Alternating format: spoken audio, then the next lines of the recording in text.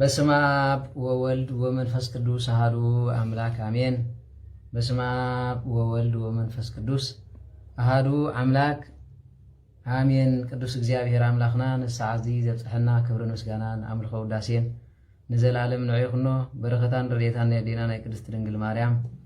ተራዳእነት ናይ ቅዱሳን መላእክት ጸጋን ኖ በረኸትን ናይ ኩሎም ቅዱሳን ሕርያን እግዚአብሔር አምላኽ ይኽፈለና። ንመዓልቲ ብብርሃን አብሪኡ ብሰላም ዘውዓል እግዚአብሔር ብሰላም ይሕድረና። ስራሕናዮ ንበረኸት ንሰምዖ ንዛረቦ መንፈሳዊ ህይወት አይኽለና እግዚአብሔር አምላኽ። ነቲ ንደልያ መንግስቲ አምላኽ ንጽበየ ድማ እግዚአብሔር ንወርሰሉ መንፈስ ይዓድለና። ነዛ ትምህርቲ ነዛ ጉባኤ ባሪኹን ቀዲሱን ነቶም ንዛረብ ዓይነ ልቦናና ንሰምዕ ድማ እንሆ ሕልናና ከፊቱ እግዚአብሔር አምላክ ንበረኸት የብቃዕና አሜን። አቡነ ዘበሰማያት ይትቀደስ ስምከ ትምጻእ መንግሥትከ ወይኩን ፈቃድከ በከመ በሰማይ ከማሁ በምድር ሲሳየነ ዘለለዕለትነ ሀበነ ንህድግ ለነ አበሳነ ወጌጋየነ ከመ ንሕነኒ ንህድግ ለዘአበሰ ለነ ኢታብአነ እግዚኦ ውስተ መልሱት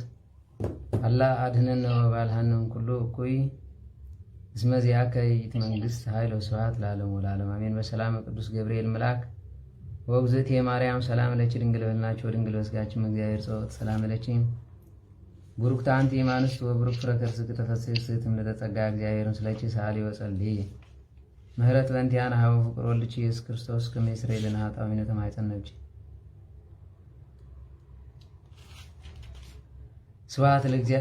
ለአብ ወወልድ ወመንፈስ ቅዱስ ይእዜኒ ወይዘልፈኒ ለዓለሙ ወለዓለሙ አሜን። አራይ ስብሐት ለእግዚአብሔር ለዘአብጽሐነ እስከዛት ሰዓት ከመ ንስማዕ ቃለ ወንጌሉ ዘይኮነነ ለበረከት ወለንስሐ ሕይወት ንበረኸት ንስሐ ሕይወት ክኾነና ቃሉ ንምስማዕ ነዚ ሰዓት ዘብፅሐልና እግዚአብሔር አምላኽ ክብርን ምስጋናን አምልኾ ውዳሴን ንዘለዓለም ንዑ ይኹኖ። ካብ ኣንስቲ ዓለም ተሓርያ ንእግዚአብሔር መሕደሪ ብምዃን ንሆ ምኽንያተ ድሕነት ናይዚ ዓለም እዚኣ ዝኾነትልና ካብ ስጋ ስጋ ካብ ነፍሳ ነፍሲ ለቢሱ ፍጹም አምላኽ ዝኾነላ እመቤታችን ቅድስት ድንግል ማርያም እግዚአብሔር ብዘኽበራ መጠን ክብርን ምስጋናን ይብፅሐያ። ሕርያን ቅዱሳን መላእክት ነቢያት ሐዋርያት ጻድቃን ሰማዕት እግዚአብሔር ብዘኽበሮም መጠን በብዝግብኦም ክብርን ምስጋናን ይኹኖም። በረኸትን ረድኤትን ጻድቃን ዛቲ ዕለት ከምኡ ድማ ሓይሊ መስቀል ጎይታናን መድሓኒትናን ኢየሱስ ክርስቶስ ምስ ኩላትና ህዝበ ክርስቲያን ይኹን። ናይ ክርስቶስ ቤተሰብ ኣፍቀርቲ ቅድስቲ ድንግል ማርያም ኣብ መሰረት ነቢያት ሐዋርያት ተሃነጽኩም ደቂ ዓዶም ንቅዱሳን ኣዒንተ እግዚአብሔር ኣቦታተይ ካህናት ናይ ምስጢር ተላእኽቲ ኣሕዋተይ ዲያቆናት ብኣርብዓ ብሰማንያ ውልድነት እግዚአብሔር ተቐቢልኩም ተስፋ መንግስተ ሰማያት ትጽበዩ ኩልኩም ህዝበ ክርስቲያን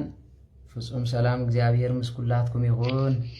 ደሓን ደሓዲርኩም ደሓን ደርፊድኩም ደሓን ደውዒልኩም ደሓን ደምሲኹም በብዘለኹም መፅሓይ እግዚአብሔር መስገን ደሓን ደውዒልካ ተወልደዩ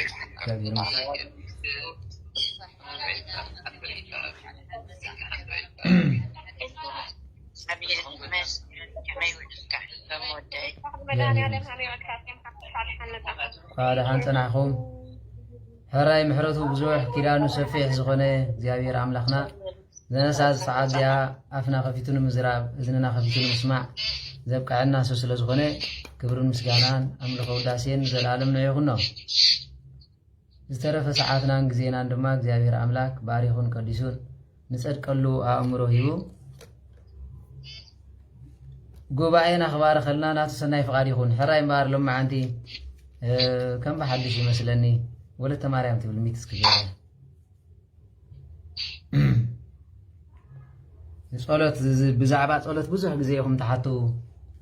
ጸሎት ተዘይመሊስልካስ ኣብ ቤተ ክርስቲያንስ ክንመሃር ከለናስ እግዚአብሔር ጸሎት ተዘይመሊስልካስ ኣየድልየካን ማለት እዩ። እንተ ደንጊብካ ከዓ ግዜ ኣኸለን ማለት እዩ ወዘተረፈ ዝብል ሕቶ ይመጽእ ማለት እዩ። ብሓፈሻ ነዚ ሕቶ እዚ ትርጉም ጸሎት ክርደአና ኣለዎ ማለት እዩ።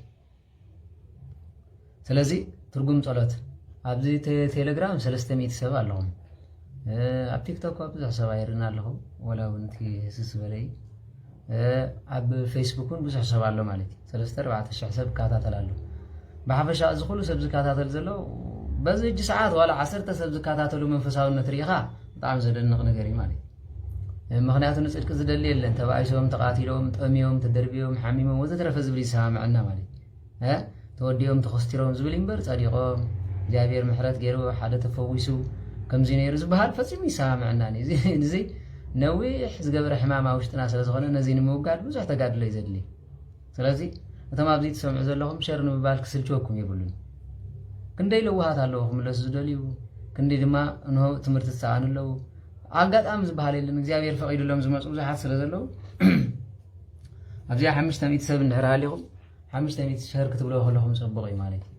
ስለዚ ኣብ ቴሌግራም ዘለዎ ዋላ ሃሉ ዋላ እንታይ ዝባሃል ኣብዚ ቲክቶክ ሃሉ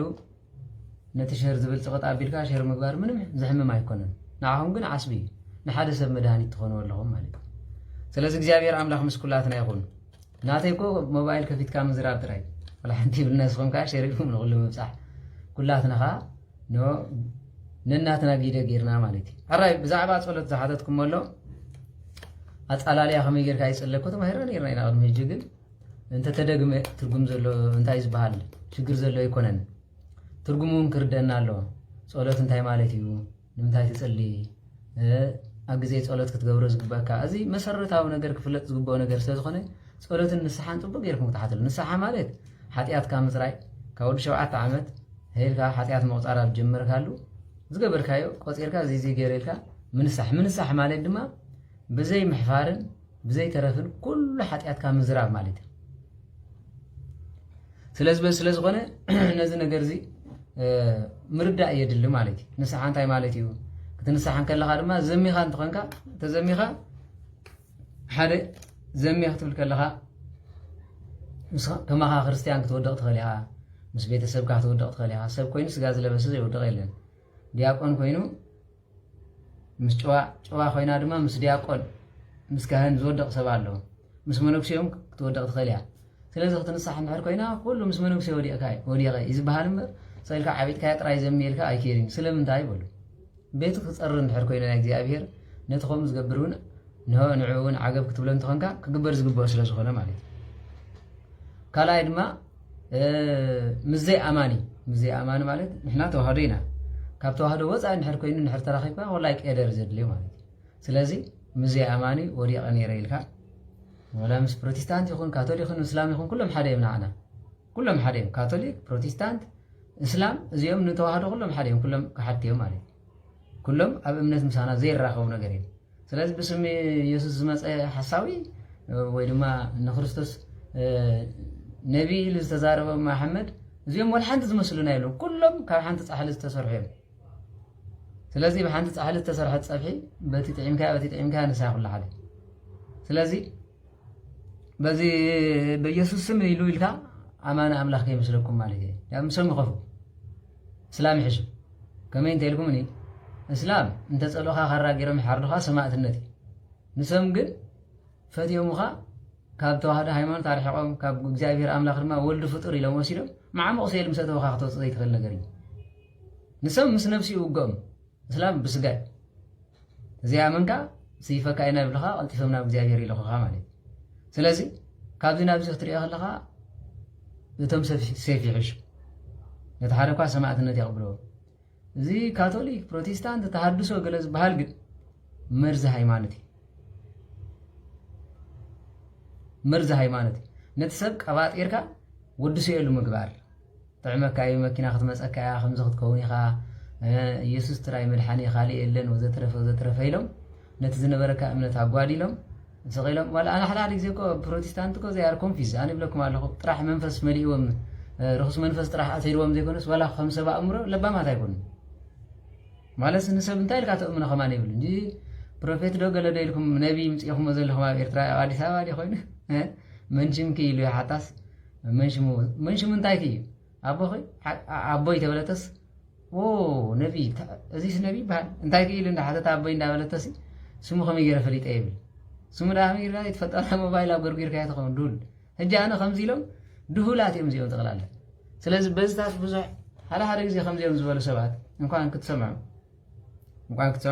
بحقهم كتحاتهم نقبوي نእምነት ዘምልከት አይኮነን እዚ ተቀላላ እዚ እንታይ ዝባሃል መስለኩም እዚ ሰይልካን ሰባት ደቅ ሰባት ኮንፊዥን ከማን ፈጥራ አና ሓደ ግዜ ፕሮቴስታንት ነው ይርኩም ተአምኑ ዋላ ይገርመኒ ዘእምንስ እንታይ ዘለዎም ማለት እዩ ኣብ ወንጌላዊ ኮይነ ገለ ኮይነ ክትብል ካቶሊክ ይሕሹ ካብኦም ናውን ከእምኑ ኻ ኾልዮም ተሃድሶም ከእምኑ ኻ ኾልዮም احنا كل حنتين مس مريم صلى يبلنا مس غبريل صلى يبلنا سلازبلو مالتي how could you believe in protestant أنا زغرم النجر مالتي ها كم يجيكم سو protestant كم امنت كتقبلوا خيركم even توم protestant تبزلهم سي كم يجيكم ولا حد زعم النجر يقولون ولا سنة مقبار يقولكم ولا زرار باخم طيب يكونن ولا سدتات يخم تقلالا نبع حدا زي ما فيها مخندس بلو انت هالين بر ولا زرار باخم بوليتيك نعم لا قاسي انت هاي كاي تواعي تفضل نقدسان كو انت هاي كاي تواع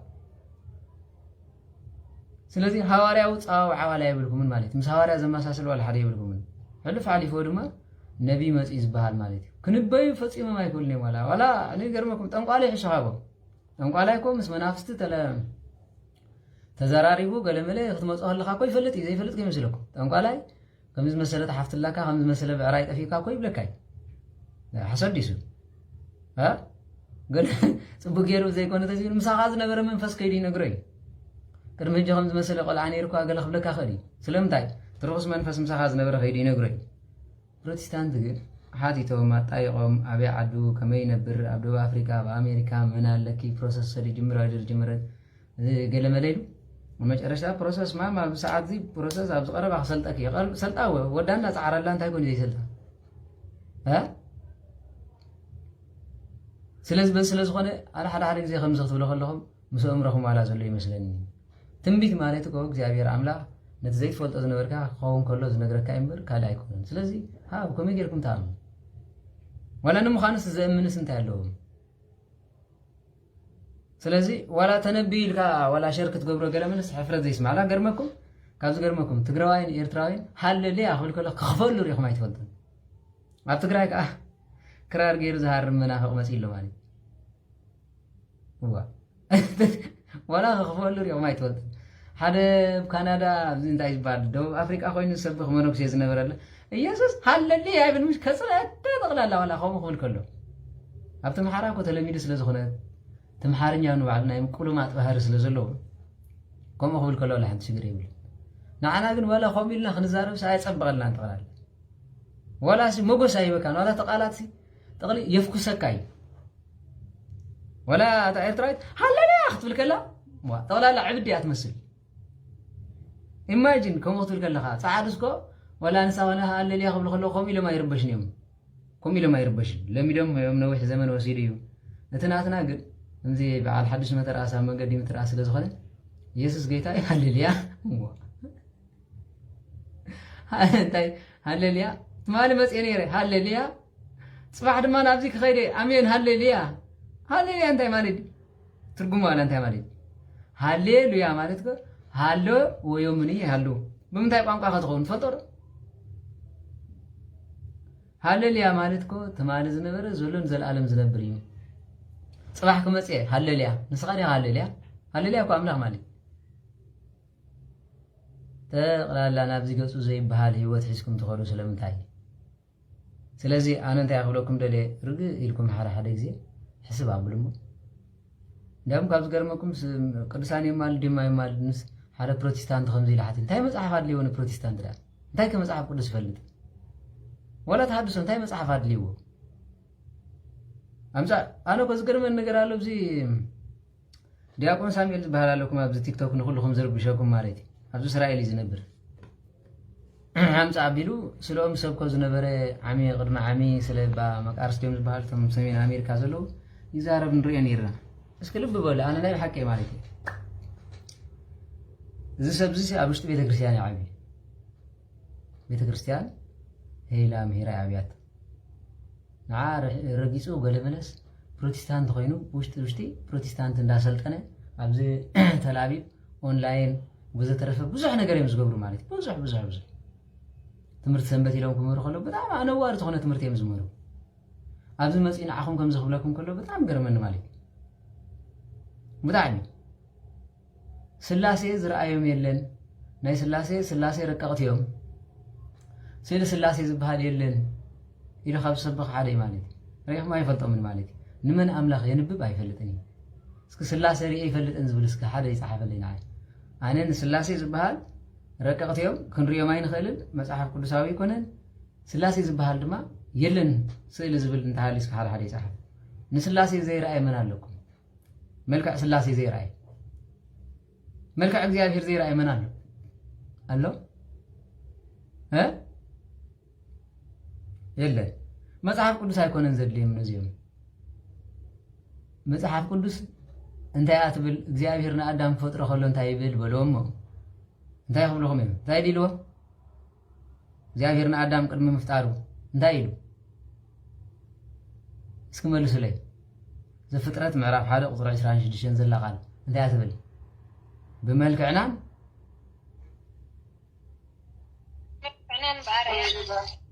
بمثلنا ملك عرايا مالتي بملكعنا وبعرايانا بمثلنا سب نكبر بلا بولو ايكون نزبل حكي بلا بملكعنا زبل نبزحات يزملكات بمثلنا زبل نبزحات يزملكات سب نكبر سبات نكبر ايكون سب نكبر بلا ود سب ملكع نايمني نايمن مثل نايمن ملكعي ها نايمن لي اكو من سلاسي رانا كما يغيركم دان سلاسي رانا انتولو كما يغيرو بملكع سب እግዚአብሔር መለኮት ይረቀቅ ይዙ كلهم كلو نزي عند حريدس انتي كتب انتي كملش يخل كابزي انيو ولا انت ها ناي سلاسي ملكع اندحر كوينو ود سب نهم ناي سلاسي ملكع خوينو دحر ما خاف زغرمكم እግዚአብሔር ንስፈጠሮ መልክዕ አሐድግን ስለዝበለ ይሁን ዛብር ክፍላይ ማለት እግዚአብሔር ይፈቀደ ከመ ይታወሆም ለመላእክት አላ ፈቀደ ከመ ይሁን ጓልም ህያው ብርሃን ዓለም ቅዱስ ጳውሎስ ከሆም ዚሉ እግዚአብሔር ንመላእክቲ ንመናፍስቲ ንረቃዕቲ ኸውን አይደለም ክመስል አይደለም ታይዳ ነቲ ዝፈጠሮ ባሪያ መልክዑ ለበሰይ መልክዑና ይመን መልክዕና ይመን ለቢስ ናይሰብ ሰብ ናይመን መልክዕ ናይ ስላሴ ስለዚህ ነዚ እንድሕር ኮይኑ ክርስቶስን ሰብ እንድሕር ኮይኑ ንእግዚአብሔር ስእልም አይናምንን ከምዚ ዝበሃል የለን ማለት እንታይ ማለት እዩ እዚ ጽሉላት እዮም ጠቅላላ ዋላ ንምዃኑ እቲ መጽሓፍ ዝፈለጥዎ መሲልኩም ዳ ማሕዳር ግዜ በቃ መልሓሱ ምን ዝኽእል ብምንታይ ቀምነኩም ይኽእል ኣይናይ መልሓስ ስለዚህ ኣነ ሓደራ ዝብለኩም ግድን መጽሓፍ ኣይኮነን ዘድልየኩም كل جزء كوي حتىكم إيه أملاك ما أتوصي بين على توليد الهاي ما يفلتون قويتها ميتو وما اسميتو بعلة عرب علة كندي ميتو لهم أيفلتون ما تعرف كل استقسم تطري بلهم أيفلتون أملاك ما يفلتون مالي أيفلتون سلازي كم ديلكم كتكاتو عق جزيهم ما يتقتلون مخلات ما تعرف كل سايد اليوم تقصية اليوم ولا يفلتون يوم نمخالو نسخاتكم يخم تدهالو خينكم بر مزيلو هذا دويلو أمريكا بقدامي ليه تدويلو عندي خد أبز حدا ويل أبزي الله حدا حونا بروتستانت عندي هديس ماريام تمال دي أزبلسي أبيلو أي تمال دنزبل كبيلو ولا يد كومي مرسناو ميزاجن قدس ترنجل ماريام تراح زي كونسي أبزي أركان نو بملئم حريان قدسان زي أبير زي مالد منالو زي لمن منالو زي يصل منالو نسمكاس أملاك سمعنا يلوم يصلي له منالو زي يصلي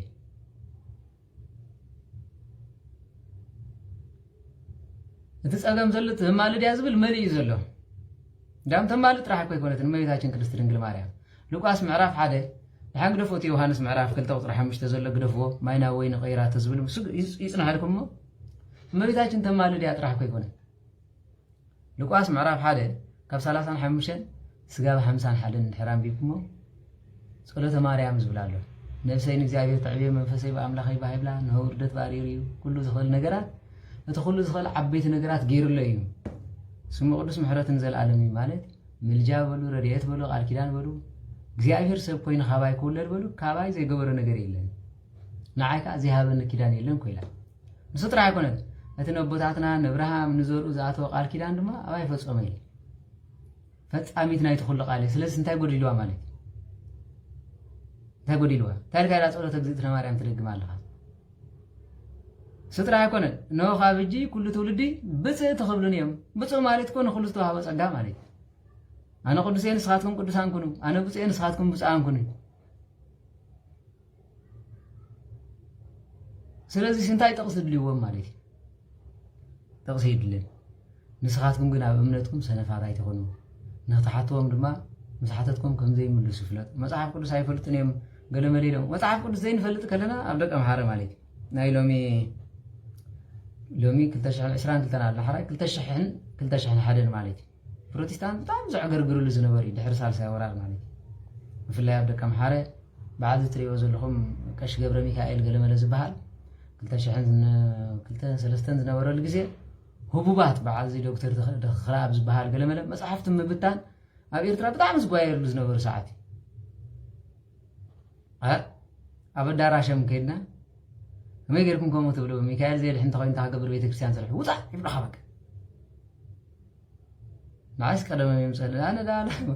ኣነ ዮ ወላ ናይ ጸሎቶም ዝነበረ ገማጢለ ይኸይድ ነይረ ሓሶት ኢለ ላም ካብ ዝገርመኩም ሌካ ሂቡ መምራ አድማሱ ዝበሃል ነይሩ በለጸት አድማሱ ዝበሃል በዓል ጊታር ነይሩ ኣብ ጾሮና ተወዚዑ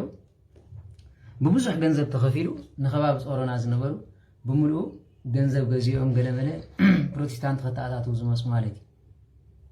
مجمرة حلوات زبال نيرو ليكا حلوات نقولنا جزيلنا ناش تسلز نبرنا أسأل متابلو أنت هاجرنا مسلكم يسوس ليكا خسدل قمي ليش يربح بيلو ليش مسمس لا بيلو أريهم بالعريهم وأنت مسيهم قويتا خالك عبزيك بكم يبلنا ليه عليك نقرأكم ምናልባት ኣብዚ ዝነበርኩም ተሉ ተወንደቅ ጸረና ማለት ኣድማስ ትፈልጦ ያው ኣርባዕተ ዓይኑ ማለት ኣርባዕተ ዓይኑ ማለት መነጽር ገይሩ ዝኸይድ በለጸት ትበሃል ነይራ ኣርቲስት ድሕሪ ድማ ከመይ ዝመሰለ ናይ ተሃድሶ መልማል ዝነበረ ዲያቆን ኣብ ኣስመራ ኮይኑ ድሓር ግን ብገንዘብ ተደሊሉ ዝመጸ መምህር አብርሃም ዝበሃል ነይሩ ተሃድሶ ዘተኣታቱ ዝነበረ ማለት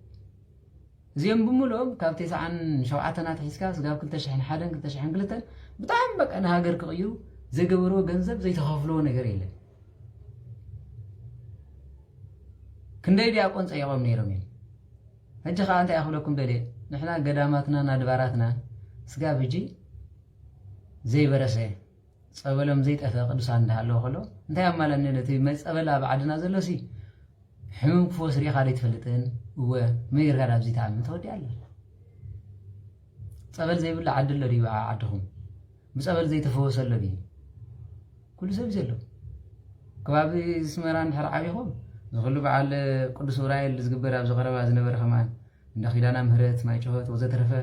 እንዳ ቅዱስ ዑራኤል ዳምና ረጋው ዘይግበር ነገር የለን አብዓን ሰባት ዓበኹም ደብረ ሲና ዘይፈልጥ የለን ጻዕዳ እምባ ዘይፈልጥ የለን ጋሽ ባርካ ዓበኹም ናይ በዓል አብኒናስ ናይ በዓል ገብረ መንፈስ ቅዱስ ጸበል ማለት ዘሎ ነቆ ሓይል ደፎነ ናይ ጸበል ዘይለ ማለት ደቀም ሓረዝ ዓበየ እንዳ ተክለ ሃይማኖት እንዳ አብነ ፊልጶስ ዘይፈልጥ የለን ደብረ ቢዘን ዘይፈልጥ የለን بو እንደ አብነ ብጻ አምላክ ዘይፈልጥ የለን ስጋብ ቴድረር እንዳ ዮሐንስ ዘይፈልጥ የለን በዛት ቅጽል ከለ ሃርማ ስጋብ እንዳ በዓል አብነ ሃራ ናይ በዓል አብነ ሊባኖስ ጸበል ናይ በዓል አባ ሰላማ ካብ ሰገነቲ ጀሚርካ ስጋብ ዓደጋይ ማለት ካብ ዓደጋይ ህንኔው ዘሎ ዝበዓል ሰልዓፈ ድማ ሁሉ ማይ ጸሎቲ ስለዚህ ሲመድሃኒት ናና ቤት ተጥፍልና አይደለም ማለት እንዳ ያውን ክትመርና ስለዚህ ብዙ ጊዜው ማይ ተጥፉ ولا سي طعم قال كاسي مهيرو خطالل زخل قال كمان يبلم بنفسه سبدا لبو تدفين بر ولا حنتي ولا زمن قالون يبلم حداون كصليل كايلن دويلو نيرو فيديو غيرو دويلو فيديو دحت غبرايلني راي لاخذا بلي صليل كايل انت اندا كصليل مسخا زلو منفس كرحوا واي حانته حراي كمزي غيروا بيسوس سم مسي فريند لها اوريت اكالوين اوريت الكار ولا خبديله يورطو كوي زلو اسات يلكالخو اسات يليلخو انتي مالتي اسات غير قاصي يليلخلني ابين بيا تقاصلتا بسمع اول منفس قدس صنع اسك حساب صلاه سلام لك زبال تفضل صلاه سلام لكم سور لا لا لا لا انا زتات كسمع አይደለም ግብ ብሎ አጥፊ ከምዝና ሓደ ግዜ በቲክቶክ መጽይ ዝነበረ ቆልዓ ድማ እዚ ማዓንተ ዘይ ቆጠረ አው ግዜ ካለ ኮይን ንመጨረሽ ታኔ ስለምታይ ቆም ኢሉ እንታይ ልኩምኒ እዚ አብርሃም ابراهام ودحاتنا زي ما عرق جينا يزبل مالتي كاثوليك بيت كريستيان انا خمزه وجزت الناس تفلت دغيلني هو انت يزبلوا زربا انت هول سيطان كيوجزك بروتستانت كاثوليك بيت كريستيانات نعناس كمزه وجزنا بيت كريستيان دين مخانس بيت كريستيان كونفيس انا على زغر من نغير تقلا حمم يندي زي ودحاتنا يحمم يتقلال ስለዚህ አው ጊዜኳ ባህል ንህር ኮይንኮ ስልጣንን ጸጋን ሃሊዎ ልክ ምሰው ገዘ ድማ አምዕቱ ተርቲር ዘውጽ ከም በዓል አርየስ ተው ጊዜኮ አምዕቱ ተተርቲር ይወጽ ካልኦትን ኮም ኢሎም ሓሲኹም የመይቶም ካቶሊክ ዘው ገዘ ተስ ሓሲኹ ዝመተሪኻ ሰሚዓ ትፈልጥ ስለዚህ ከምዝ እንዳበሉ ንዓናውን አው ጊዜም ናይም ካቶሊክ አው ጊዜም ናይም ፕሮቴስታንት አው ጊዜም ናይም وجزء سيطان بارك أمسي واي good سلازي زيهم كلهم كم زين داولو هيوتهم كسعات اللي يكونن محافشنا بتمرتنا هنا تخلنا جن قدامي نجست معرف شمون ده سولومون بيت مقدس آتيو كميل خمس قليل زاوير كميل خم تقبل اللهم عندنا خير بيت كريستيانا محافشة شوعات ساعات صلوا تعلو صلته من فك الليت حدا نجه قلته سرك سلسته صلاة نوام 4 هكذا نعرف دي سالسيت ساعات 5 شادشيت ساعات 6 تاشعيت ساعات دما شوعته زي صلاة نبي كريستيان ناي شوعات ساعات صلاة يبهال مالتي سرك بقول سرك مالت كاب ساعات 5 نيو زولو مالتي بحر سرك نوام አለው ናይ ድቃስ ጸሎት مالتي ድሕሪ መንፈቀ ሌሊት ነፍርቅ ለይቲ ድሕሪ ጸሎተ ነግህ 4 ጸሎት ሳልሰይት ሰዓት 5 ጸሎት ሳልሰይት ሰዓት ማለት ድማ ናይ ፍርቅ መዓልቲ 7 ጸሎት ታሽዒት ሰዓት ማለት ድማ ናይ ሰዓት 3 ጸሎት 7 እዚ ሰዓታት ጸሎት ብመላእክቲ ብሰማይ ዘይቋረጽ ዕጣን بمدر دما ناي سماي سرعات سلسته غبره خومي مالتي ازي بيت كريستياني ቅዱስ ዳዊት ድማ አንሰ ዘልፈሪየ ለእግዚአብሔር በቅድሜውቱ ይስተዛሪው ለእግዚአብሔር አምላክ ነው ኩል ጊዜ አቅድሜ የመሁል ጊዜ ዝሪው ማለት ኩል ጊዜ ጸሎት አይተቋረጽ ማለት ነቢ ዳንኤል ድማ ክዛረብ ከሎ ንመዓልተ 3 ጊዜ መስኮት ተኸፊቱን ኢየሩሳሌም ገጽ ይጽል ነበር ይል እንጎ ቀትሪ مشت إذا حمقة كريستيان 3 ጊዜ يصلي مالتي كاو زحمقة انت هالي دما نغو ቅድም ስራሕ መፋሩ ምሸት ቅድም ምድቃሱ አምላኹ ምስጊኑ ኸይዳለሁ እዚ ሰዓታት ጸሎት ዝብል ስለዝተማሃርናዮ ናው ብዙሕ ከተወኩም ደለይኩምኩም ዓይነት ጸሎት ክንደይ ዓይነት ጸሎት እዩ ዘሎ ጸሎት ዳሞ مخن ጸሎት ማለት ምስ እግዚአብሔር ምዝራብ ትርጉሙ ጸለየ ማለት ምስ እግዚአብሔር ተዘራረበ ምስ እግዚአብሔር ይህን ተባሃለ ክንደይ ዓይነት ጸሎት እዩ ዘሎ ንሕር ኮይኑ ጸሎት ሓንቲ እንደ ምስ እግዚአብሔር ምዝራብ ያ ግን ምስ እግዚአብሔር እንታይ ልካ ተዘራሪብካ ክንደይ ሰዓታት ጸሎት አሎ ከምዚ ናይ ምልጃ ጸሎት ማለት ነውን እግዚአብሔር አምላክ ትልሙኖ ጸሎት እንታይ ናይ ምሕረት ጸሎት ንብሎይ ማለት እግዚአብሔር አምላክ በምሕረቱ ምሕረካ ጽለ ጸሎት አለ ጸሎተ ንስሐ ዝባሃል አለ ኣብ ቤተ ክርስቲያንና ብዙሕ አለ ማለት ዳሓር ድማ ጸሎተ ንስሐ ማለት ኃጢአት ምስ ገበርካ እግዚአብሔር አምላክ ሕደገለይ ይቅረበለለይ በዲለ ቅዱስ ዳዊት ከም ኢሉ ሓቂዶ ነው ቅድሚኻ ከይገበርኩ ኣደይ በኃጢአት ጠነሰትኒ ኣነ ድማ ኃጢአተይ ካብ ህፃነተይ ይፈልጠ ንዓኻ ጥራሕ በደልኩ እንዳበለ ክጽል ኸለዚ ጸሎተ ንስሐ ይባሃል ጸሎተ ምስጋና ዝባሃል ድማ አለ እግዚአብሔር አምላክ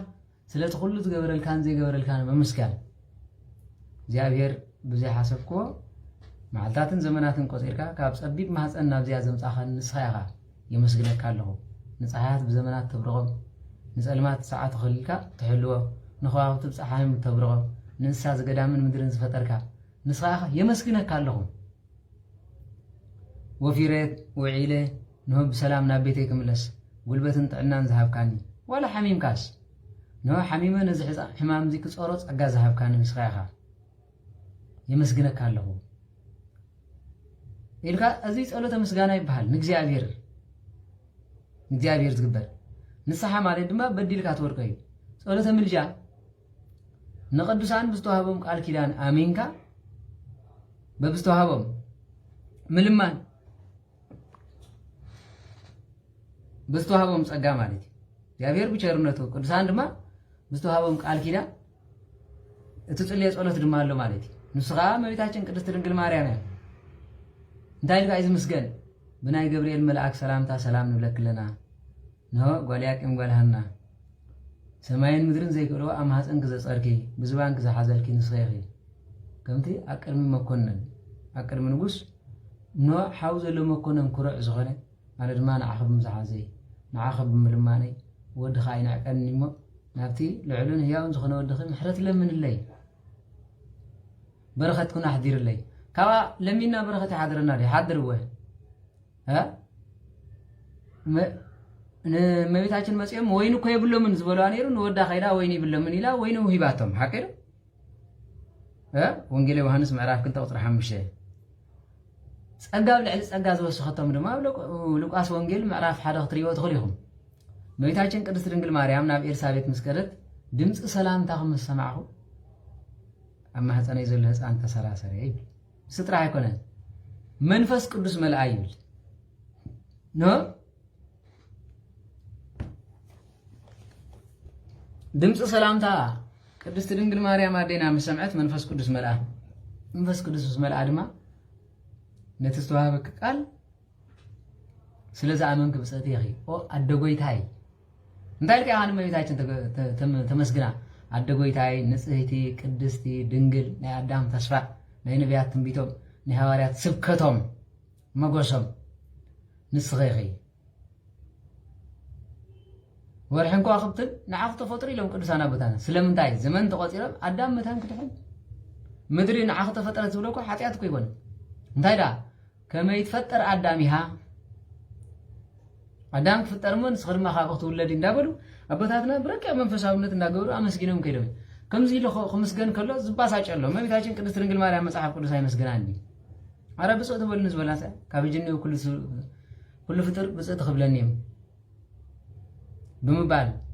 ዝተባሃለላ ስለ ዝኾነ ንሕና ቤተ ክርስቲያን ደሞ ግደፍዋ መስተበቀ ዘግዝእትነ ማርያም አለው መስተበቀ ዘመናፍስት ኩሉ ለመስተበቀ ማለት ልመና ማለት ዘመስቀል አለው ونستوقع لماريام لنقسته كلنا مريم أمنا أمور أجزينا ومدهانينا يسوع كريستوس إلا نمسكنا حكل مستوقع بما بيتاچن كمسكنا خلوا غانا تابوتاتنا عفهم كفابيلو ناس أمسكال كمور زتت أحفة بدم قلمو ندابله يمسكنا مالك لا مكان كم خلوا سمع خوايت فلتن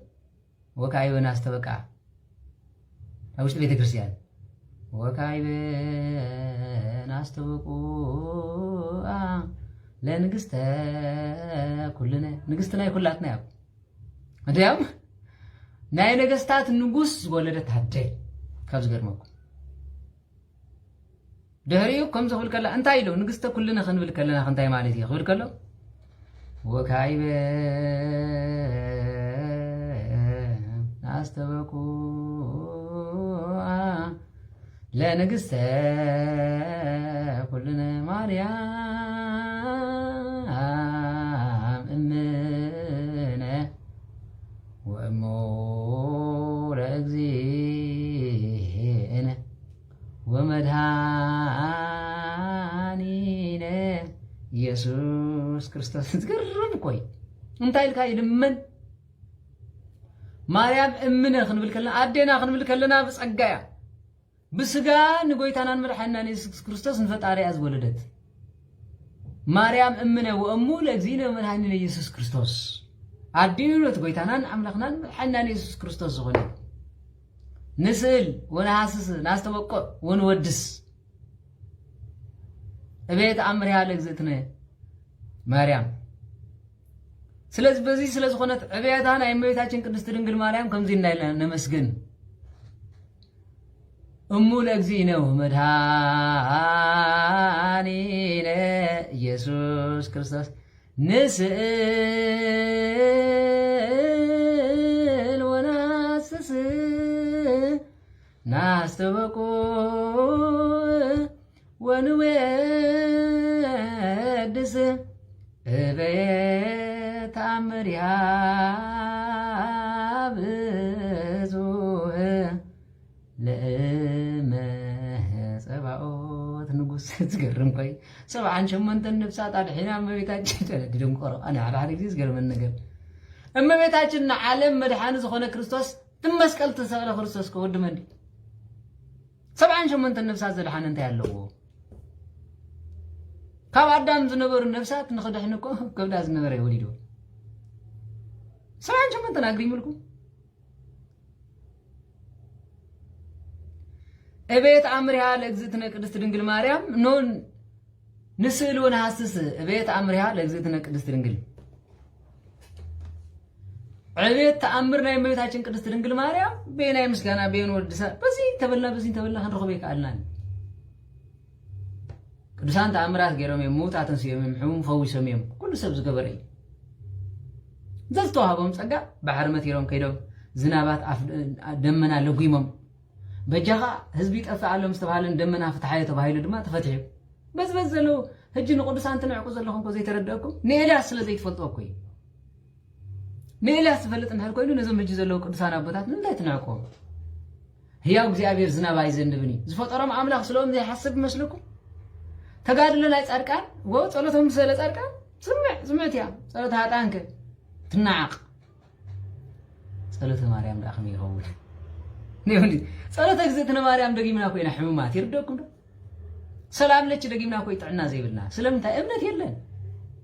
አቦታትና ሰላም ለች خدغم خلو ሰረገላ ገረም ሆድ ነይሩ مستوى قزق زتنا مريم كدقم كلون سا مسيا مسكلا غيرا باريخات خيت سلام لكي ومريم اجزتي اجزتها كل خط بحال كلا باريخات تخيل مو ليقاون تخمزي لهم كسمعوا اتخان تمسيتو خمزي يقول كل ما بيتاچن كتمص خلا يريوامو بمولو يسجدلا نيرو صليو قد مسئلا عرب مولو خن بلندينا خطريو صليو قد مسئلا لقدست دنگل مرعات عاب وام بغو خول كلو ديا قندما ጎይታናን መድኃኒታን ክርስቶስ ምሳ ኮይኑ መሲኡ መርዓት ኮይና ንሳ አዲዮ ኮይና ይመጹ ሁሉ ሰቢር የምነር ሎማ አይና ተደፊኑ ልብና ዓዊሪ አመ መጨረሻ ቅዱሳን ወላሐንቲ ገብሩን መስመቱም ይተምም ተወዲየም እንታት ገብራ አንሳ ተገልግላለህ ዳም ገርመኩም ቅዱሳን ሞተም ሰለ ጻድቃን ህይወቶም ይእቲ ሞት ጻድቃን ህይወቲ ረብሃዩ ስለዚህ ስለዝኾነ ኩላትና ይተረደናን ንመቤታችን ቅድስት ድንግል ማርያም ታሪካት ለምና ንመላእክትን ታሪካት ምን ሳሊ ለነ ሚካኤል ሊቀ መላእክት እንዳበለ ቤተክርስቲያን አንተ አይላት ለምን ገብርኤል አሰራ ለማርያም ወይ በላ ተፈስፍት ወምን ተጸጋ እግዚአብሔርም ስለች ኢሉዋ ይላል መስግን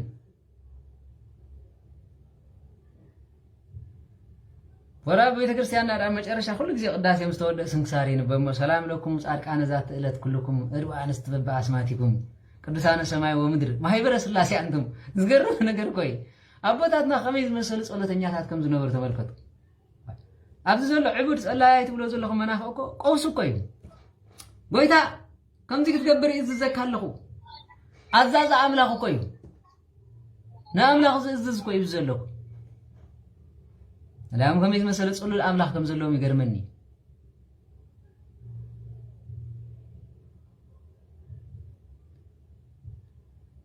ቤተክርስቲያን ግን ውድ ምስበለት ሰላም ለኩም ጻድቃን ወሰማይት እላ አይረፍኩም በዛት ዕለት መዋዕያነ ዓለም አንቱሙ በብዛት ትዕግስት ሳሉ ቅድመ ፈጣሪ ከመይን ሰአነ ሞት ጻድቃን ናይ ዕለት እዱ አንስት በባስማቲኩም ቅዱሳነ ሰማይ ወምድር ማህበረ ስላሴ አንቱም ሰላም ለኩም ጻድቃን ዛት ዕለት ኩልኩም ጻድቃን ናይ ዕለት ዝኾንኩም ኩልኩም ተመልከቱ ሰላም ለኩም ጻድቃን ዛት ዕለት ኩልኩም እዱ አንስት በባስማቲኩም ደቅ ተባዕቴን ደቅ ነስቲዮን ኩልኩም በባስማትኩም ادوانست بباسماتكم قدسان السماي ومدر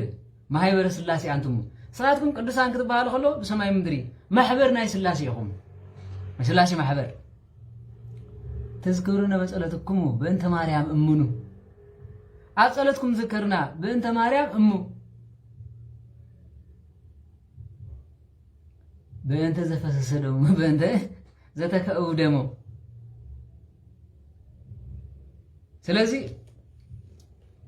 بنت سغاو ودم نبعلو زخلو نزي نابلت بيت كريستياننا نقدسان ملجا صلوت يبحال زي ناي ملجا صلوت ودسب عقم درتي سغا زلبسه اب عالم زنبر سب صلي حدير صباح سغا خسدو ايفال نغري مانم سب بزيك مكاحيبن بحاتيات ايتمكو ودقتن تساعتنينا ግን بشرنت ናይ እግዚአብሔር በዛም ጻድቃን ገይሩ خردنا خندዚ ዝሃበና ኪዳን ግን ደስ ክብለኩም ይግባል ናይ ሎም ትምርቲ ከተስተውዕሉ ዝግባአኩም ነዚ አባታትና ዳዊቶም ቀርቂሮም ሰዓታቶምን ኖ ኪዳኖምን ከብጽሑ ከለው ነዚ ሁሉ ዝብጽሕ ዝነበረ መይታችን ቅድስት ድንግል ማርያም ከይጸውዑ ይሓድር ነይሮም እታ ትለውስ ሰበይት እኳ ከይተረፈስ ስምዓ ወለ መንፈስ ቅዱስ ወላዲት አምላክ ሓግዝኒ በዓል ብዕራይ ተምዚያት ዝቂር ወላዲት አምላክ ሓግዝኒ አነ ድኾም የርድእኒ ጉልበት ኩልን ንኸብል ከሎ ብዕራይ ሕርስ ወዒሉ ኩስኩስ ወዒሉ ድኻም የብሉን ስካብ ግዜ እርጋኑ ዓይኑ ይዓውርን ነይሩ ለምኻወድ 8 ዓመት እስኮነ መነጽር ገይሩ መጽሐፍ ዓይነ ጥላ ዓይኑ ዕሚርዎ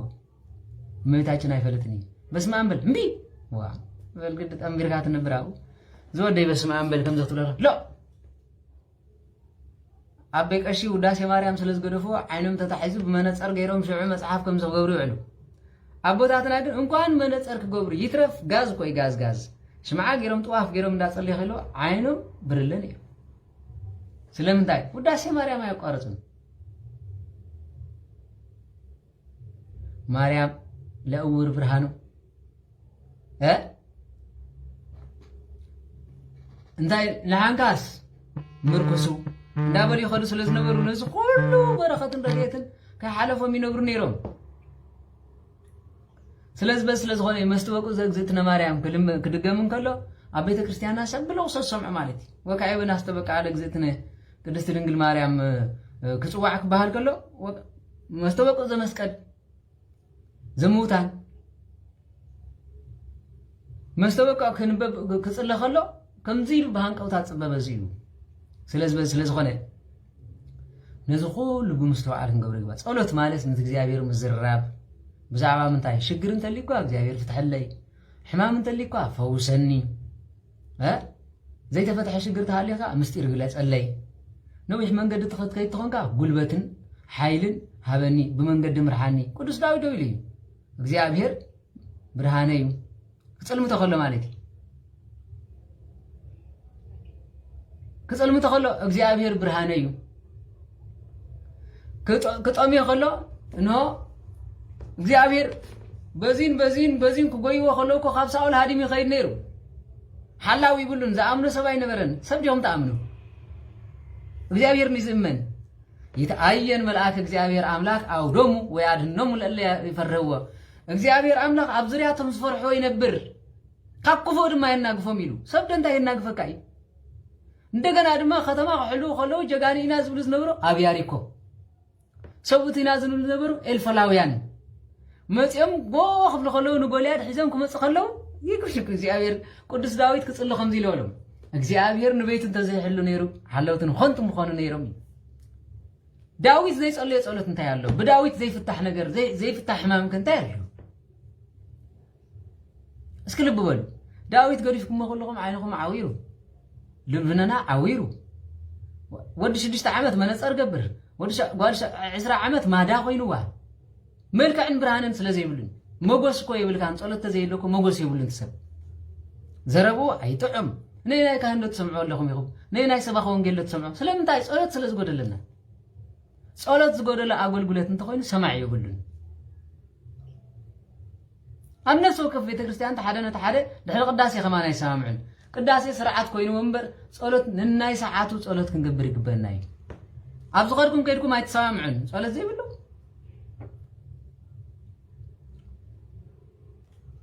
ስለዚህ እምበኣር ቅዱስ እግዚአብሔር ኣብቲ ዝርያ ዘን ትፈርሖ ይነብር ካብ ክፉእ ድማ የናግፎም ኢሉ ሓደ ግዜ ድማ በረኻ ከይዱ ይጽልይ ሳኦል ኣጓይዎ ከምዚ ክብል ከለ እግዚአብሔር ኣምላኽ ብርሃነ እዩ ናብዚ ዓርፈሉ ማይ መርሐኒ ነፍሰይ ይህዳ ብርባርባ ብዲነመት እኳ ተኸድኩ ክፉእ ኣይፈርሐን ኢሉ ስለምንታይ እንታይ ዝፍርሕ ኣለዎ እንዳም ሓደ ቅዱስ ኣቦ ነይሮም ይብል ማለት እንድገለ ይኾን ኣንበሳ ሪኦም ናብኦም ክመፅእ ከሎ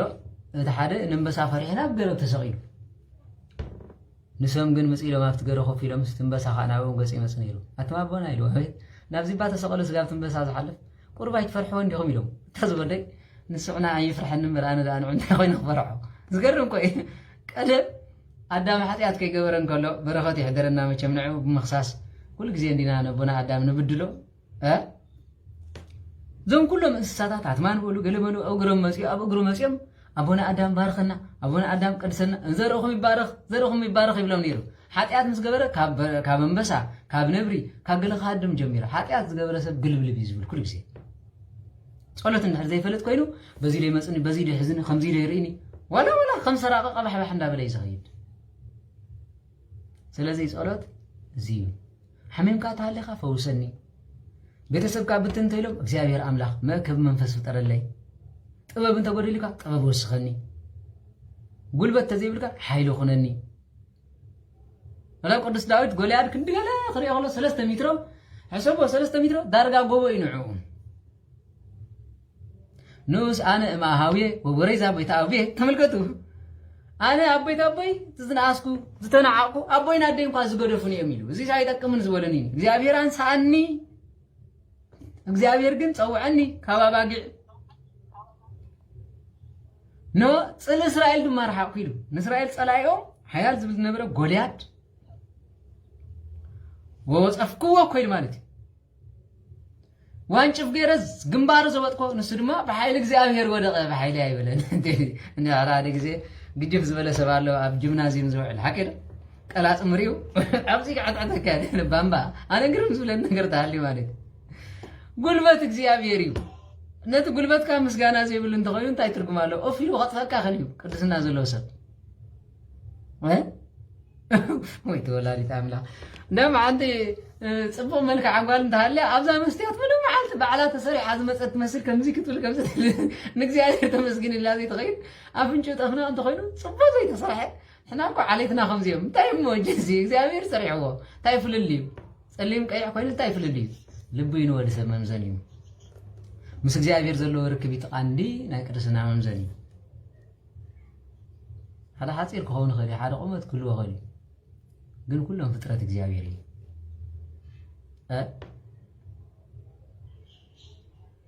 ስለዚ በዚ ስለ ዝኾነ እዩ ጸሎት እምበኣር ዝበሃል ምስ እግዚአብሔር ትራኸኸቦም ምስ ቅዱሳን ትራኸቦም ነዚ ኩሉ ንቅዱሳን እንታይ ኢልካ ተመስጊኖም ቅዱስ ኣቦይ ተክለ ሃይማኖት ቤተ ይባርኽለይ ነዛ ገድለኹም ስለ ዘንበብኩን እግዚአብሔር ብስንኩም ነው ነዚ ክጽዋዕ ዝፈቐደ ኣነ እውን የመስግን ኣለኹ እንኳን እንደ ንቅዱሳን ይትረፍ ንሰናይ ዝገበረልካ ሰብ የመስግነካ ትብሎ ይትብለን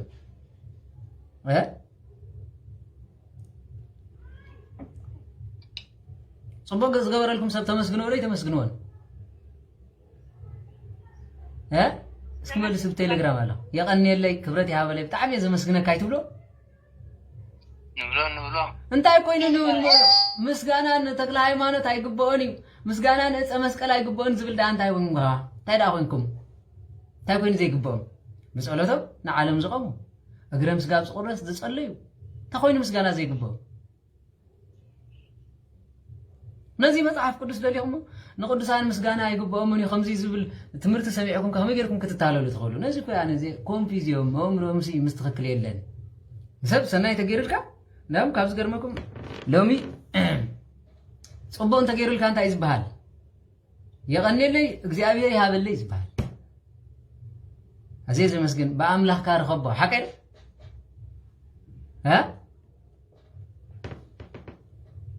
ብኣምላኽካ ረኸቦ ኣካሕሳኻ ኸ የውዕለና ወይ ድማ ብደቅኻ ተኻሓሶ ወለድና ጨዋታት እዮም ነይሮም ኣዘራርቦም እምነቶም ጎደሎ ይነበሩን ሎም ዘሎ ግን ነቶም ንዓመታት እንዳበኸይ እንዳለቀሱ ስለ ዓለም ጸለዩ ተክለ ሃይማኖት ከመይ ገሩ ነፍሳት ካብ ሲል ይውፅእ ዋ አንተ ነሳዶን ቀረብ ካብ ሲል ከውፅእ ኢልካ እንዳሰባኽክ ምስ ተክለ ሃይማኖት ነፍሳት ተወዳድሩ እዚ ዕሽነቲ ስለዝኾነ ጸሎት ዝበሃል ምስጋና ንመን ይግባኦ ንእግዚአብሔር ባህሪኡ ስለዝኾነ ንእመቤታችን ቅድስት ድንግል ማርያም በታ አምላኽ ዝሃባ ተመስግና ታናበልካ ምልእተ ጸጋ ምልእተ ውዳሴ ምልእተ ክብሪ ምልእተ መጎስ ምልእተ ግርማ አዳ አምላኽ ቅድስት ንጽሕት ድንግል ክትልምና ከላ ስለ ንጎይታ ነው ስለ ዘጥባዋ ጥባኪ ስለ ዘሰከመቶ ማህፀንኪ ስለ ዝሓዘሎ ዝባንኪ ስለ ስደትኪ ስለ ንብዓትኪ ይቅረበልና ንዕ እንዳዘከርኪ ደማ አዴታትና ኮን እመቤታችን ክልምና አኸለዋ እንታይ ደን ዝብላ ማለት እንታይ ለሞ ክልምና አኺ ከብድ ወላት ትፈልጥ ያኽሪኩም ዶ ከመይ ገረን እመቤታችን ከም ዘረህርሃ ከብድ ወላድ ሰነስኸ ትፈልጥ ያኸ አምላኽ ሒዝክ ከለኸ ንስኸ ኳሲ ሄሮዶስ ከይቀትረልኪ ምድረ በዳ ሰንጥያቅ ዝኸድክ ኢኺ ኣነስ ከማ ከወልደት እንደ ንዓይውን ለምንለይ ኮይን ዝብላ ይርዳው ካሎ ምህልላ ዝጸልእ ሰብ ናይ ኣዴታትና ወደሳ ዝጸልእ ሰብ ጋኔኒ ጠቕላላ ጋኔኒ ኣነ ብእውነት ብለኩም ኣለኹ እዛ ከብዲ ወላድ ትፈልጥ ኢኻ ክበሃል ከሎ ኩሉ ነፍስኻ ዝጋላበጠካ ትበኪኽ ንእመቤታችን ቅድስት ድንግል ማርያም ዘራህርሃ ቃል ይፈልጠ የነ ንዓኺ ኩሉ ተዋሂብኪ እዚ ማለት ወንጌል ሉቃስ ፔን ዛረባ ዘለዋ እቲ ኩሉ ዝኽእል ዓበይቲ ነገራት ገይርለ እዩ ስሙ ቅዱስ ምሕረት ከዓ ንዘለዓለም እዩ ምሕረቱ ቃል ኪዳኑ ንዘለዓለም ይብኒ እዩ ስሙ ቅዱስ እዩ ንህድማ ኩሉ ዝኽእል ኩሉ ይብኒ እዩ እንድሕር ኢላ ኮይና ንሰንኪ ኣዴታትና ከዓ እንታይ ኢሎም ክልምና ዓኺ ከብዲ ወላድ ትፈልጥ ኢኺ ስለ ደቀን ይልምና ደቀይ እንታይ ከም ዝኾኑ ንስኺ ትፈልጥ ኢኺ ንስኺ ድማ ስለ ወድኽ እንታይ ኢልካ ከም ፀሊኽ ትፈልጥ ነበርኪ ኢኺ ስለዚ እንታይ ኢሎም ክልምና ዓኺ ከብዲ ወላድ ትፈልጥ ኢኺ ካብኡ ድሓር ዝናብ ዝዘንብ ሕሙም ይፍወስ ድውይ ይነጽህ መሬት ልምልም ነይሩ ሎሚ ከዓ መፅሓፍ ፈሊጠ ዝበለት ኣደም ምፅእ ኢላ ስቂላ ሽምደዳ እዚ እኮ ጸሎት እኮ ይኮነን ሽምደዳ ኢና እምበር ሒዝናዮ ዘለና ከምዚ ጋዜጠኛ ዘንብቦስ ሲልካ ሰላም ንገጽከ ንመልክዕ ገለ ትብል እምበር ቀስ ኢልካ እንተንቢብካ ትርጉሙ ክርደአካ እኮ በጣም ዝገርም ነገር እኮ ንሱ ጥራሕ እኮ ይዝኣክል ወላ ሓደ ሰብ ኣብይዎ ክምህለል ዋላ እንተ ኣበይሲ ነዛ ከምዚኣ ኢሉ ወዲሱ ጥራይስ ንእመቤታችን ከእምና ይኽእል እዩ ምሕረት ክረክብ ይኽእል እዩ ምኑእ መዓልቲ ዋላ ንዓ ክደግማ ዘይክእል ካብ ምስጋና ደስ ዝብለን ነገር ኣሎ ብዚ ማሕበር ሓንቲ ክተመስግን ከላ ሰማዕኹ ፀሓይ ወርሒ ልዕል በለ ልዕሊ ንስላሴ ከመስግን ክውዕል ኢለ ፀሓይ ወርሒ እንታይ ማለት ተፈሪ ወርሒ እመቤታችን እያ ፀሓይ እመቤታችን እያ ወርሒ ብሰማዕታት ብገለቲ መሲሉ እዩ ከዋኽብቲ እውን ከም ማለት ፀሓይን ወርሕን ማለት እኮ ነቢያትን ሃዋርያትን ማለት እዩ በታ ሓደ ከዓ ልዕል በሉ ልዕል በለ ንስላሴ ከመስግን ክውዕለ ንስኻትኩምን ስምኩም ምሶም ይልዓል ማለት ኮይኑ ካብዚ ዓቢ ወደሳ ኣሎ ካብዚ ዓቢ ምስጋና ኣሎ ኣቦታትና እዚ ኢሎም መስጊኖም መሬት ብጥልሉ ብኸብትን ጠለበጊዕን መሬት ተኸዲኑ ይነብር ነይሩ ሰዓ 6 ክኸውን ከሎ ድምፂ ጠለበጊዕ ይሰምዕ ኣቴንደይ ኣተዋን ፈሊጡ ተመስገኒ ኢሉ ይድቅስ ነይሩ ለምጢት ትብል መኪና ተገዛእኻ ገለት ተገዛእኻ ገንዘብ ተሰራሕካ የለን ምስጋና ዘየለይ ናይ ልብኻ ኣይኮነን ምስጋና ቀደም ኣበይ መንሽሙ ከምዚ ይብሉ ነይሮም ኢሉ ዝናፈቕ ኢሎም ግን እዚ ኢሉ ሰብ ኢሉ ዝናፈቕ ሰብ የለን ጨው ከማን የብሉን ትስብከትና ጠቕላላ ጨው የብሉን ምውንጃል ጥራይ ስለዝኾነ ክቡራት ኣሕዋተይ ጸሎት ማለት ንእግዚአብሔር ኣምላኽ ዘድልየካ ምልማን ምሕረት ተኾይኑ ምሕረት መንገዲ ክሰልጠካ ዋላ ክትምርዖ ዘይትኸውን ዋላ ቅዱስ ቁርባን ወርሒ ቆሪብካ ኣለኻ ጎይታ እጅኻ ይቆርብ ኣሎ ከም ሓጢኣተይ ኖ ከም ግብረይ ናይ ትኽዶ ንምሕረትካን ዘለዓለማዊ ህይወትካን ዘለዓለማዊ ስምካን ከምቲ ስጋይ ዝበልዐ ደመይ ሰተ ናይ ዘለዓለም ህይወት ኣለዎ ናይ ዘለዓለም ህይወት ደልየ ምሳኻ ክነብር ኣነ ምስኡ ክነብር ንሱ ድማ ምሳይ ዝበልካ ንስኻ ምሳይ ክትነብር ኢለ በደለይ ይቕረበለለይ كم حرت كامر كم أبسايا يكون ولا مسحوا خاص حوي مسألة لهم تراخينا بمنفس أو صدق تزارارينا دس سيلنا كنفانو فقد اللي مالت انتاي تقمالو دي نالهم لم كو بسمع ميلا تليفون كتل على سيطان دي لا بسمع تبلني يلني وا سيطان من يدوكا زي بلبو سيطان هم كان تايدا ملاخ تلاقت الله خوا اتا انا كو بسمع ولو منفس قدس يلت جمركو سي كله باملاك سبليتي ما خاب ما اسدا خمزي تبل خاب لومي أبوتاتنا هم زي بلو أبين كم صباح بوتاتنا مو زربا خجمرو خلو بلهم دتاتنا عبيتي سؤالات تجمرو لا يبلو سؤالات غيرهم كاب سؤالات يودون يرون نزل له رحيق زي أبير تفقيدو حملة الرين نراخب يلم خلو قدن أبزا ساعة زي نراخب صباحنا قدن كمس أكالني ناتو هاركا ممكن تصارف أملاخ زي بلي صباح الله شور سلازي أملاخ زي بالله قصرا أملاخ زي بالله هوت كم يحدير كابي لا دحان ده صبوق كم يكا قالنا دحان ده ما يتشمعوا قال يوم نستنفذ تقولوا قال يوم ما كم يلا هذا كم تفتوي أملاخ يلا أبوتاتنا قدم كم يحدير كا زعير مسكن تعال حند لهم زعير مسكن تريد كم يلا زعير مسكن زناب كم يحالف زعير مسكن دهريت يوم كاي جمرت يوم كاي እግዚአብሔር ይመስገን ቦዳ ነሩ አምላክ መስገን ደምኻት መስገን ሰባሃይክ መስኸሎ ቃል የቃናብር በክርስቶስ ክርስቲያን በወልድ ውልዳን በመንፈስ ቅዱስ ታነጽኩም ደቂ ዓዶም ንቅዱሳን እንተ እግዚአብሔር አቦታቴ ካህናት ናይ ምስጢር ተላእክ ተሕዋቴ ዲያቆናት ምእመናን በርብዓ በሰማንያት ተጠመቅኩም እንደገና ድማ በአምሳል ህፃን መንፈስ ቅዱስ ወይ ድማ ተጸዋዕኩም ህፃናት كمون لك أونتي معرجانا بيت كريستيان وزتر فريق ون إني وعلى الزرقاء ما تخليك شيء مثل كاين تنزي كنا عنا زي بلو أبو تاتنا بديلهم بولسكي زجير سناي زار بنا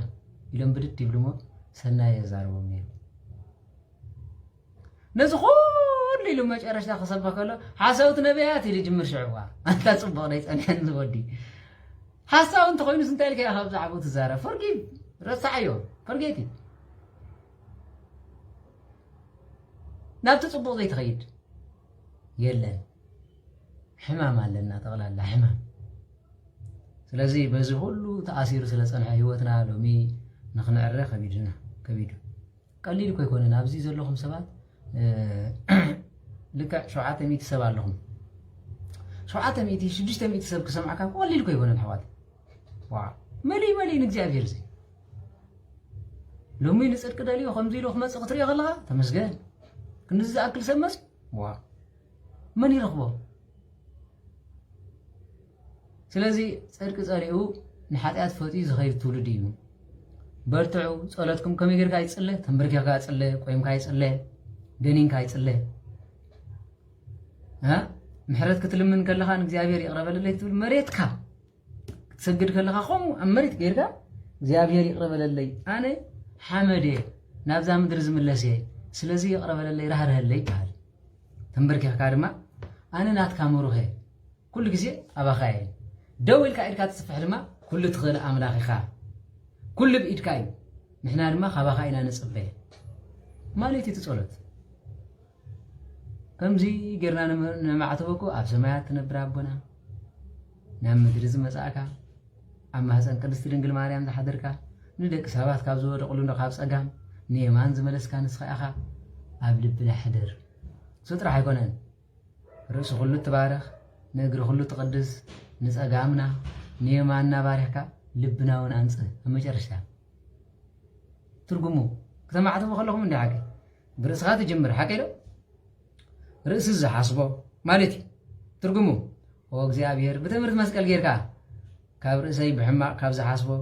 ንእግረይ ሕማቅ ካብ ዝኸዶ ዳወይ ወይ ድማ ንጸጋምን ንየማን ካብ ዝወስድን ነገር ንልቦናይ እውን ካብ ዘሰላስሎ ነገር ፈውሰኒ ማለት ይላል ትርጉሙ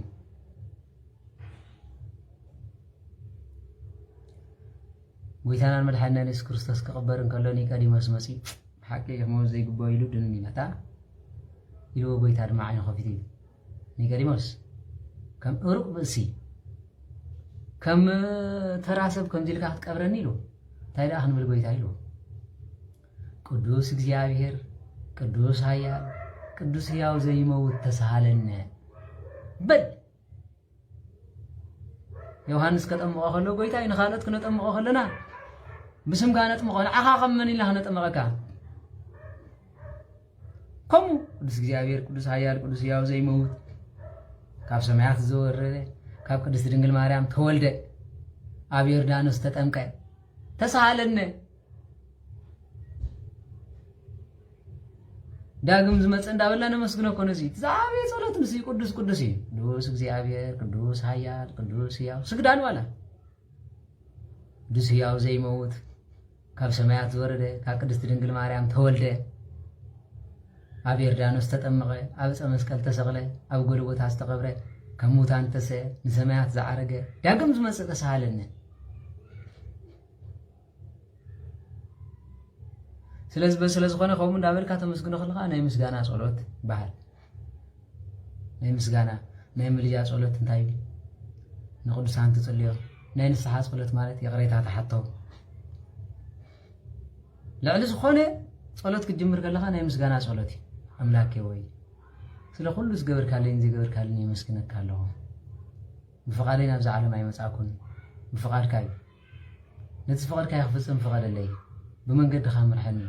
هوتي قدس نزرس حق اكالي حسبو نتبالاشو امريون اطيو بزقنع غدنا مرحني كذا عزس مركات عجسني ፍጹም ኮይ አቤት ካመታን ክርከብ እግዚአብሔር አምላክ ብርሃን ካብረለይ ይርካ ተጸልይ ፈኑ ብርሃንከ ወጽድቅከ እላንቲ ብርሃኒ ቅዱስ ዳዊት ኮይ ወጎይታ ብርሃን ካን ጽድቅ ካን ላአኸና ነቤት መቅደስ ካን ማይ ወሰላለ ሶሎሞን ድማ ኸሙ አቤት ኣብ ቅድሚ መሰዊ እግዚአብሔር ቆይሙ ኣብ ቅድሚ ሁሉም ደቂ እስራኤል አዳውን ኣብ ሰማይ ዘርጋሐ ይብል አዳው ዘርጋሐ كمزي لدما صلى او እግዚአብሔር አምላክ እስራኤል ነቶም በመልእ ልቦም በትእዛዝ ካዝ ነብሩ ባሮትካ ኪዳንን ምሕረትን ትሕሉ ተመልከት እትሕሉ ኣብ ሰማይ ኣብ ላዕሊ ኣብ ምድሩን ኣብ ታሕቲ ከመኻዝ መሰለ አምላክ የልቦን የለን ከም አምላክና ቀጽሪ ድማ እቲ ንባርያኻ ነቦይ ንዳዊት ዝተዛረብካዮ ሓልኻዮ ነቲ በአፍካ ዝተዛረብካዮ ከምዝሎም መዓልቲ ኮይንዎ ዘለኻ بيد كافت أم كايل بيدي سريح يجيل البيت مقدس أي بدن قال كحالي خا كم زلو مستزارب كاير ما نفت أم كايل نزل زغنا كاي حلوتي نبيت تزي حلو نيرو حلوتي نقنت خون زيابير بيت تزي حلو هانست بيت تزي هانست نقنت مخون قصير دما حجر ما أو زيابير أملاك إسرائيل نباريخا نبوين داويد كم تنسخا بتزازي بتزازاتي زنبركا دقخا خا بتزازاتي انتنبرو اقدمي اقمن زفان اسرائيلن كقمت سبا اي قرصل كان يلكا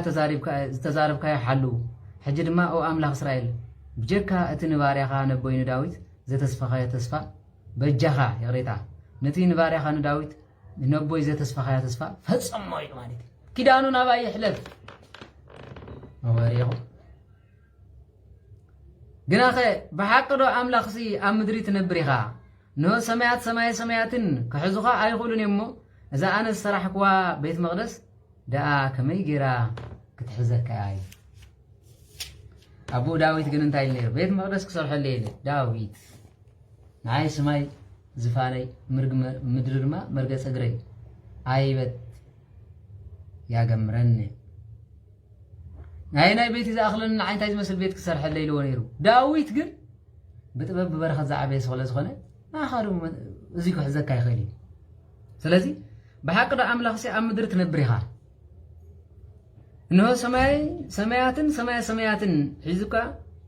كحزكا أي خلونيم إذا أنا الصراحة كو بيت مقدس ده كمي جرام كتحزكا تغل جناخه أو جابير عمله أبس أولت باريخان مهللا خان أدهب ونزا أنا باريخان لهم معالتي أكرميخا زقربا زولخو أولتن مهللا سمع أبزا بيت مقدس دي نبزا سماي أبقى كخوني وزبال كايا بوتا عندخان ليتن معالتن يتأمتاي نايس أولت بوتا زيو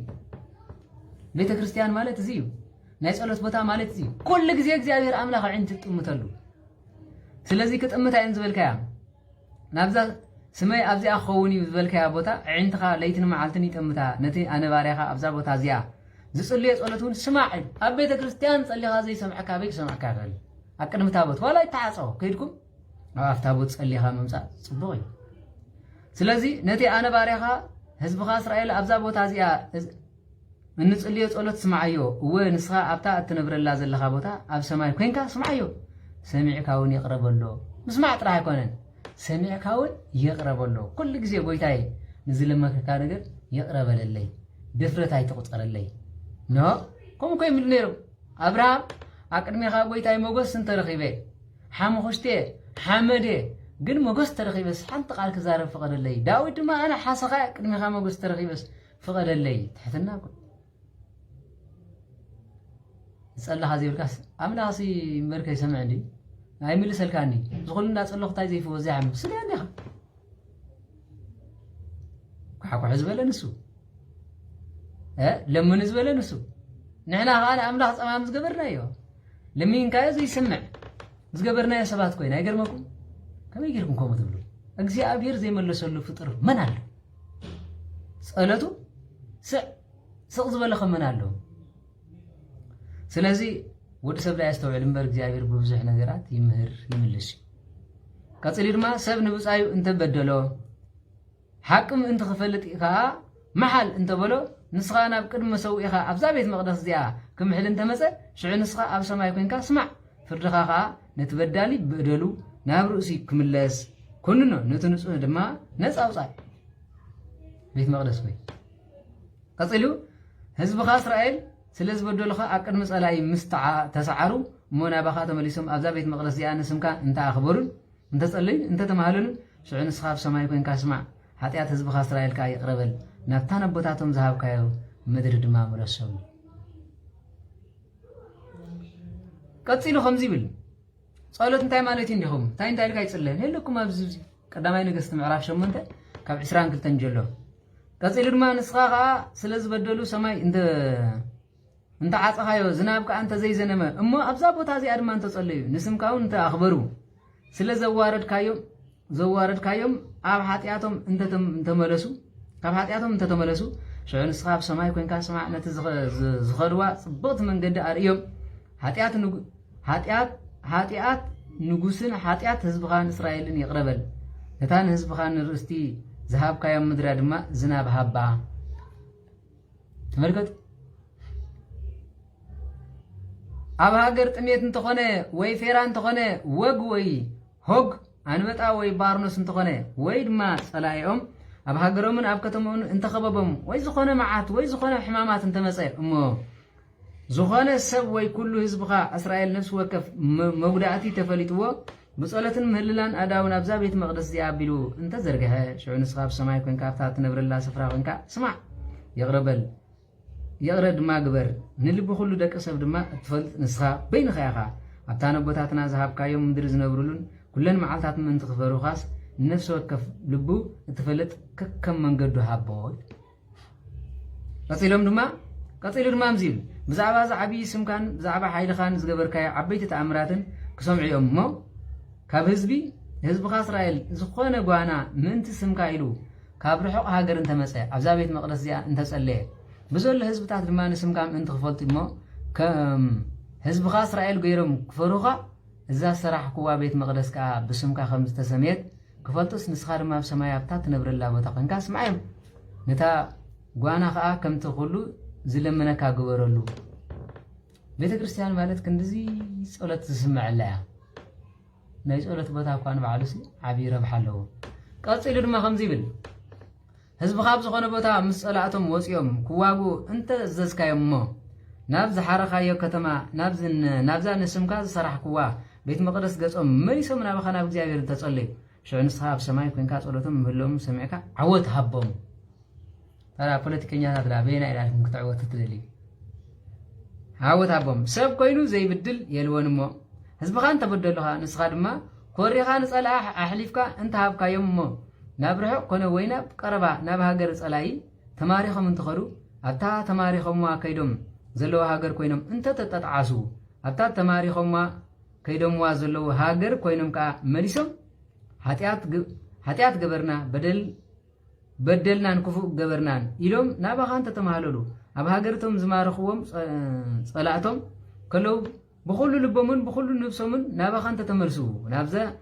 ናባታቶም ዝሃብካዮም ምድሪ ናብዛ ዝሓረኻያ ከተማን ናብዛ ንስኻ ዝሰራሕክዋ ንስምካ ዝሰራሕክዋ ቤት መቕደስን መሊሶም እንተጸለዩ ይብል እንታይ ማለት እዩ ተክለ ሃይማኖት ገዳሙ በዩ ኣብኡ ኮንካ ስለ ተክለ ሃይማኖት ስለ ታቦት ዓድና ኢልካ እንተጸለኻ ማለት ኮይ ተማሪኾም ከይዶም ኳሲ ነዚኣ ዘኪሮም እንተጸለዩ ሃደ ግዜ ኣለሉ ማርያም ዓድና ይትገድፈናን ጀወርግስ ታቦት ዓድና ይገድፈንን ዝብላሉ ሓቀይ ኣብኡ ኮይኖም ታቦት ዓዶም እኳ እንተዘከሩ ሞ ይብል ሽዑ ኣብ ሰማይ ኣብታ ትነብረላ ቦታ ኮንካ ጸሎቶምን ምህላምን ሰሚዕካ ምሕረት ግበረሎም ነቶም ዝበደሉኻ ቅድሚኻ ኣበሳኻ ዝነበሩ ህዝብኻ ኩሎም ኣበሶም ይቕረበለሎም እቶም ዝማረኽዎም ምሕረት ምእንቲ ክገብሩሎም ድማ ኣቅድምቶም ማረኽቶም መጎስ ሃብ ከመይ ንሳቶም ካብቲ ሓፂን ዝመክኽ እቶም ዝኾኑ ግብፂ ዘውፃእካዮም ህዝብኻ ርስትኻን እዮም ይሞም ዝገርም ኮይ ቀፂሉ ድማ ኦ እግዚኣብሔር ጎይታ ከምቲ ነቦታትና ካብ ግብፂ ክተውፆም ከለኻ ንባርያኻ ሙሴ ዝሓረኻዮ ካብ ኩሎም ህዝብታት ምድሪ ርስቲ ዝኾኑ ንስኻ ፈሊኻዮ ኢኻ እሞ ናባኻ ብዝፀዋዕዎ ዘበለ ክትሰምዖም ዕንትኻ ናብ ምህላ ባርያኻን ናብ ምህላ ህዝብኻ እስራኤልን ይጠምታ ኢሉ ጸለየ ኢሉ ስለዚ እንታይ ኢልካ ይጽለየ እዚ እንዳበልካ ይጽለየ መደምደምታ ጸሎት ዝብል ኣሎ ከመይ ጌርካ ይጽለ ዝብል ክተንብቦ ትኽእሉ ኢኹም ካብ 54 ስጋ ብ65 ዘሎ ኣብ ቤት መቕደስ ከመይ ኢሉ እንታይ ዓይነት በረኸት ከም ትረክብ ዝብል ጽባሕ ክንሪኦ ኢና ማለት እዩ ስለዚ ጸሎት ማለት እዚ ኢልካ ይጽለ ስለ ሓጣን ስለ ሓውኻ ስለ ዝተጨነቐ እቶም ኣብ እስር ቤት ዘለው ስለ ብሲኤል ዘለው ነብስን ምሕረትን ክቦም ንዓኻ ኢሉ ምሕሮም እንታይ ይጸገም ኣለዎ ንታቦት ነታያ ዘኪሮም ካብ ኔው ኮይኖም ተጸለይ ዝብል ዘሎ ንሱ እዩ ስለዚ ስለዚ ታቦት እዚኣ ኢልካ ነቦይ መሓሮ ንሓፍተይ መሓሮ ንሓወይ መሓሮ ካብ ሽጋራ ካብ ዓዘቕቲ ካብ ኩሉ ውፃዮ ማለት ዓብዪ ጸሎት እዩ ስለዚ ነዚ እንዳገበርና ክንከይድ እግዚኣብሔር ሓግዘና ካልኣይ ክፋል ጽባሕ ክንመሃር ኢና ማለት እዩ ስለዚ መሃርናን ዝገሰጸናን እግዚኣብሔር ኣምላክ ክብርን ምስጋናን ኣምልኾ ውዳሴ ንዘለዓለም ይኹንዎም በረኸታን ረድኤታን ናይ ኣዴና ናይ ቅድስቲ ድንግል ማርያም ምስ ኩላትና ህዝበ ክርስቲያን ይኹኑ ከም ሕፃ ባሕሪ ብዙሓት ከም ከዋኽብቲ ሰማይ ድሙቓት ከም ፀሓይ ከዓ ብርሃን ይበለና ብዝኸድኩሞ ጽላልኩም ደመና መግብኹም ሕብስ ተመና ንባብኩም ብራና ስንቅኹም ኣቁራሪተ መዓት ቅድስቲ ድንግል ማርያም ኣዴና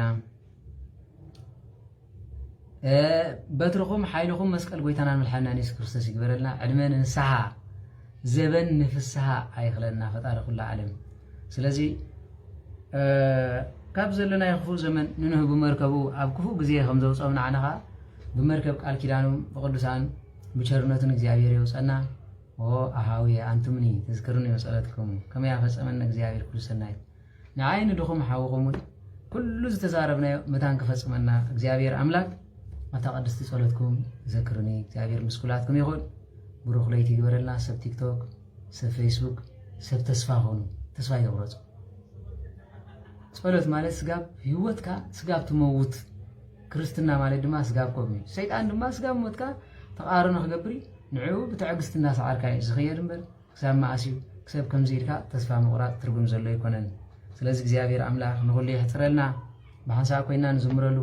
እግዚአብሔር ነመስግነሉ ጊዜን ዘመንን ይሃበና ለህዝብና እውን ፍቅርን በረከትን ያወርደሉ ለዓለምና ሙሉ ንምድርና በሰፊሑ እግዚአብሔር አምላክ ፍቅርን ሰላምን ይሃበና እግዚአብሔር ምስኩላትኩም ይሁን አቡነ ዘበሰማያት ቅዱስ ስምከ ትምጻእ መንግስትከ ይምጻእ ካብሳይ ቆምብር ሰሳይነ ዝበለትና በኔ መሄድግለና ወሳኑ ጀዳይነት መንነን ሄድግለዛ በሰለና ይታባን ጊዜ ውስጥ መልሱት ላርነን ወልሃንን ኩሉ ኩስ መዚያኪት መንግስት ኃይለ ሰዓት ለዓለም ወለዓለም አሜን። በሰላም ቅዱስ ገብርኤል መልአክ ወግዘት የማርያም ሰላም ነች ድንግል በለናቸው ድንግል በስጋቸው እግዚአብሔር ጸሎት ሰላም ለች ብሩክ ታንቲ ማንስቱ ብሩክ ፍረከር ስጌ ተፈሲህ ስት ማርያም ለተጸጋም ለተውዳሴ ምልእተ መጎስ ምልእተ ግርማ እግዚአብሔር ምስለኪ ሳሊ ወጸሊ ምህረት ወንቲያነ አብ ፍቅር ወልድቺ ኢየሱስ ክርስቶስ ከመይ ስረይ ለና ኃጣውያን ተማይጸን ብቺ አሜን።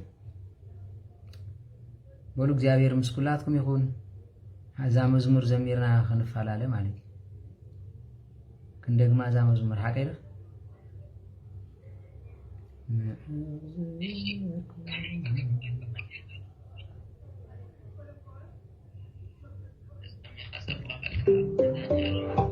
አሜን አሜን።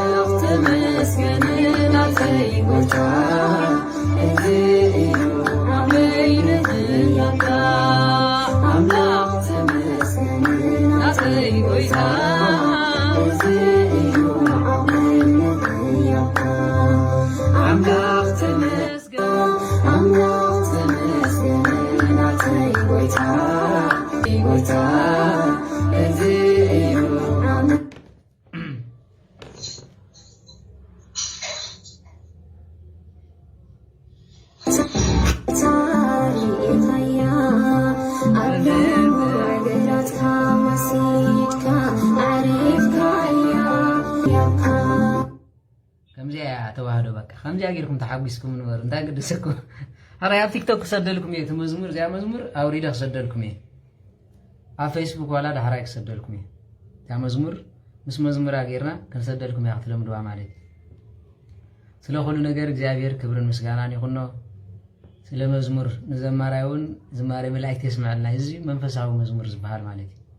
ስለዚህ እግዚአብሔር ምስኩላትኩም ይኹን ብርኽ ለይቲ ግበረልና ዘመኑ ሕፂሩ ከምዚልና ፊት ንፊት ተራኺብና ንጸልየሉ ግዜ ይፍጠረልና እግዚአብሔር አምላክ ብርኽ ለይቲ በሉ ሰብ ቲክቶክ ሰብ ፌስቡክ ይቀንዴልና በሉ ሸር ግበሩ አይትረስዑ ያ